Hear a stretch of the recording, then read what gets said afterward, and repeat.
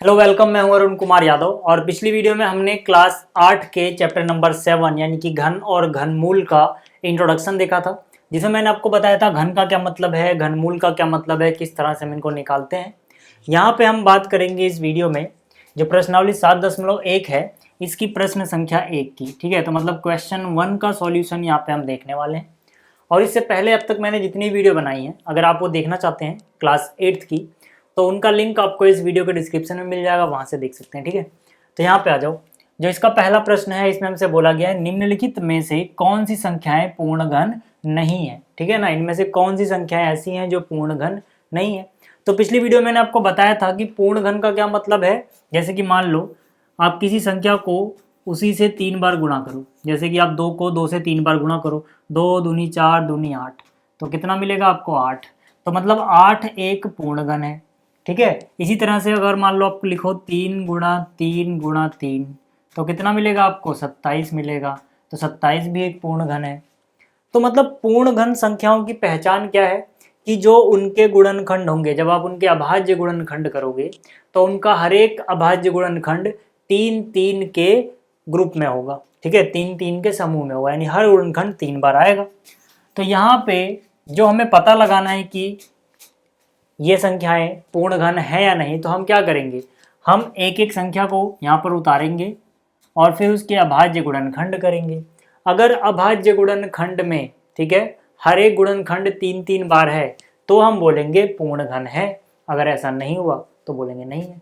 ठीक है, तो यहाँ पर क्या है 216 पहले पार्ट में, तो यहाँ पर लिखा मैंने 216। ठीक है, अभाज्य गुणनखंड निकालना आपको आता होगा। सबसे पहले 2 से चेक करते हैं, लास्ट में 6 है जो कि एक सम संख्या है, तो मतलब 2 से ये भाग हो जाएगी। तो 2 एकम 2।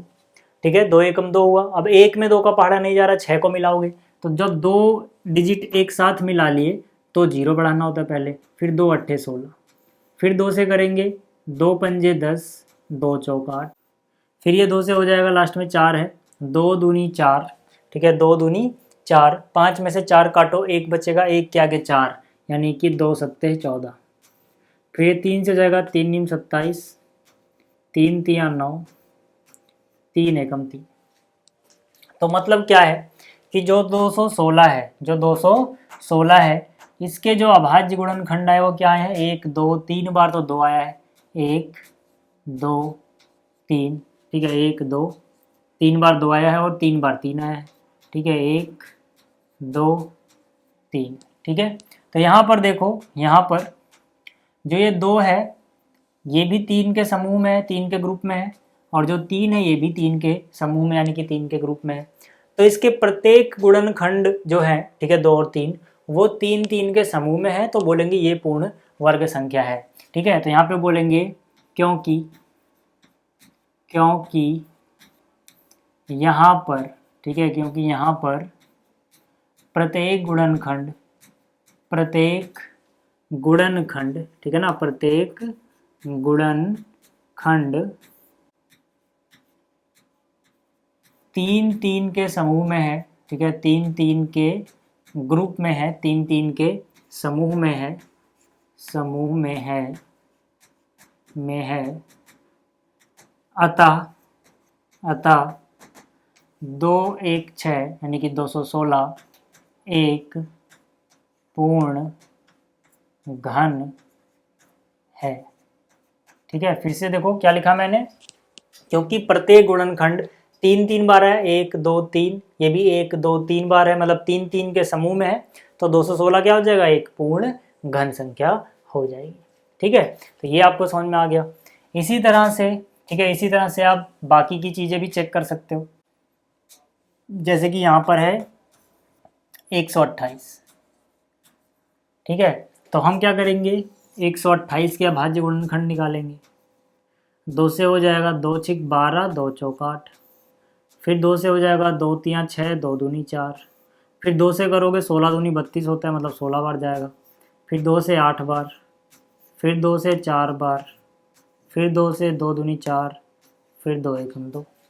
ठीक है, तो इसका मतलब क्या हुआ कि 128 जो है हमने पास, ठीक है, और इसका मतलब क्या हुआ, देखो जो ये 128 है अपने पास, ठीक है, जो 128 28 है अपने पास। इसको हम क्या लिख सकते हैं, 1 2 3 4 5 6 7 बार 2 है, 1 2 3 4 5 6 7। ठीक है, ठीक है। तो अब देखो यहाँ पर ये 3 का बन गया, ठीक है, ये भी 3 का समूह बन गया, ये चीज़ रह गई। ठीक है, मैंने क्या कहा, कोई एक भी अगर छूट जाता है, ठीक है, वो 3 के ग्रुप में नहीं आता, तो ये पूर्ण घन नहीं होगा। ठीक है, तो ये नहीं आ रहा है तो हम बोलेंगे 128 पूर्ण घन नहीं है। ठीक है, पूर्ण घन नहीं है। क्यों नहीं है, आपको समझ में आ गया होगा। ठीक है, क्योंकि यहाँ पर ये 3 के ग्रुप में नहीं आ रहा। ठीक है, तो ये भी आपको समझ में आ गया। इसी तरह से जो अगला है तीसरा, अब देखो जो तीसरा है इसमें क्या दिया गया, तीसरे में 1000। 1000 तो हम ऐसे भी समझ जाएंगे 10 का क्यूब होता है, 10 गुणे 10 गुणे 10। ठीक है, लेकिन फिर भी क्योंकि यहाँ पे हमें 10 गुणा 10 गुणा 10 नहीं लिखना, हमें अभाज्य संख्याओं के गुणनखंड के रूप में लिखना है। ठीक है, तो हम इसको ऐसे करेंगे। वैसे भी आप 10 को सोच सकते हो, 10 होता है 2 गुणे 5, तो 10 3 बार आएगा, तो 2 गुणे 5 3 बार आएगा, यानी कि 2 3 बार और 5 भी 3 बार। फिर भी अगर मैं ऐसे करके दिखाऊँ तो देखो 2 से करेंगे तो 500 हो जाएगा, 1000 का आधा 500। ठीक है, 2 से करोगे 500 का आधा कितना होता है, 250। फिर 2 से करोगे तो कितना हो जाएगा, 125 होता है भाई, 125 दूनी 250। ठीक है, फिर अब ये 2 से नहीं होगा। ठीक, तो अब देखो 125 आ गया, 5 से पहले 3 से चेक करो, 5 2 7 1 8, 3 से नहीं होगा क्योंकि जोड़ के 8 आ रहा है, तो 5 से होगा ये। ठीक है, तो 5 दूनी 10, 5 पंजे 25, फिर ये 5 से होगा, 5 पंजे 25, फिर ये 5 से होगा, 5 एकम 5। ठीक है, तो 2 कितनी बार आया, 3 बार। ठीक है, 2 कितनी बार आया, 3 बार, 1 2 3 बार 2 आ गया। 5 कितनी बार आया, 3 बार, 1। ठीक है, ठीक है, तो जैसे हमने लिखा देखो ये भी 3 के समूह में आ रहा है, ये भी 3 के समूह में आ रहा है। इसका मतलब क्या है, इसका मतलब कि जो 1000 है वो पूर्ण घन है, 1000 पूर्ण घन है। ठीक है, तो ये हो गया। ठीक है, इसी तरह से चौथा, ठीक है, चौथा कितना है, 100 है, तो 100 आप खुद कर सकते हो, कोई कर लेना, पता लग जाएगा कि ये पूर्ण घन नहीं है। मैं 5वां कर रहा हूँ। ठीक है, 5वें में क्या है, देखो हमारे पास है 4 6 6। ठीक है, 4 6 6 5 6। ठीक है, तो इसके भी भैया टुकड़े कर लेते हैं पहले। ठीक है, 46,656 है। लास्ट में कितना आ रहा है, देखो लास्ट में 6 आ रहा है। जब 6 आएगा मतलब लास्ट में सम संख्या है, तो 2 से हो जाएगा। ठीक है, तो 2 से करेंगे, 2 दूनी 4, 2 तियाँ 6, 2 तियाँ 6। अब 5 में 2 का पहाड़ा 2 बार जाएगा, 2 दूनी 4, 5 में से 4 काट दो, कितना बचेगा, 1। 1 के आगे 6, कितना है, 16, तो 2 अट्ठे 16। ठीक है, इसके बाद क्या, फिर से देखो 2 से, 2 एकम 2, फिर 3 में कितनी बार जाएगा, 1 बार, 2 एकम 2। 3 में से 2 उड़ा दो, कितना बचेगा, 1। 1 के आगे 3 13, तो फिर 2 छिक 12। ठीक है, 13 में से 12 गया, 1 बचा, 1 के आगे 2 12, 2 छिक 12, फिर 2 चौक 8। ठीक है, फिर यहाँ से 2 पंजे 10, 11 में से 10 हटाओ, कितना बचेगा, 1। 1 के आगे 6 16, 2 अट्ठे 16, फिर 2 तियाँ 6, 2 दूनी 4, फिर 2 से करोगे क्योंकि लास्ट में 2 आ रहा है, जब तक आखिर में इकाई का अंक सम संख्या है 2 से कटता रहेगा। ठीक है, 2 दूनी 4, फिर 1 बचा, 2 नीम 18, फिर 2 एकम 2, 2 छिक 12, फिर ये 2 से हो जाएगा, 2 एकम 2, 2 चौक 8, 2 पंजे 10। ठीक है, 8 कट गया तो 1 और 1 11, 2 पंजे 10, 1 बचा 16, 2 अट्ठे 16।